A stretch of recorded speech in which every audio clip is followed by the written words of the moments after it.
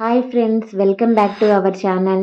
ఈరోజు నేను కన్నడ స్టైల్లో తోటకూర పులుసు ఎలా తయారు చేయాలో చూపిస్తాను. ఫస్ట్ అయితే ఒక గుప్పెడు కందిపప్పును తీసుకొని బాగా 2 టైమ్స్ కడిగిన తర్వాత కట్ చేసుకున్నటువంటి మిర్చి, ఆనియన్, టమోటో ఇవన్నీ ఒక కుక్కర్లోకి యాడ్ చేసుకోండి. ఆ తర్వాత కొంచెం కారం, 1 టీ స్పూన్ కారం, కొంచెం పసుపు, కొంచెం చింతపండు యాడ్ చేసిన తర్వాత కట్ చేసుకున్నటువంటి తోటకూరని బాగా సన్నగా తరిగి 2 టైమ్స్ కడిగి కుక్కర్లోకి యాడ్ చేసుకోండి. ఆ తర్వాత మూత పెట్టి 3 విజిల్స్ వచ్చాక పప్పు గుత్తితోటి బాగా స్మాష్ చేసుకోవాలి.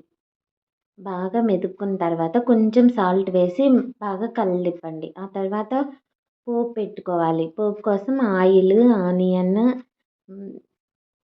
ఎండుమిర్చి, పోపు దినుసులు అవన్నీ వేసిన తర్వాత కొంచెం హింగ్ పౌడర్ వేసి పప్పులోకి యాడ్ చేసుకోండి.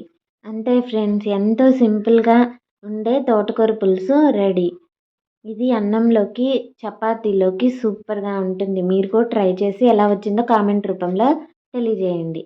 ఆ తర్వాత బనానా ఫ్రై కూడా చేశాను ఫ్రెండ్స్ ఈరోజు నేను.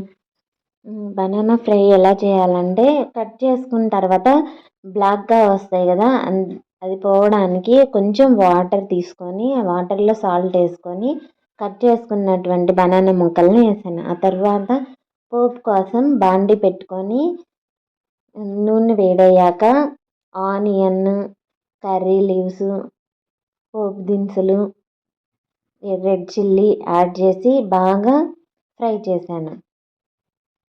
ఇది కొంచెం మీడియం కలర్లోకి వచ్చాక ఈ వాటర్ అంతా తీసేసి బనానా ముక్కల్ని వేసుకోండి. ఆ తర్వాత కొంచెం పసుపు, ఉప్పు వేసుకొని బాగా ఒక 15 మినిట్స్ బాగా కుక్ చేయండి, ఫ్రై చేయండి.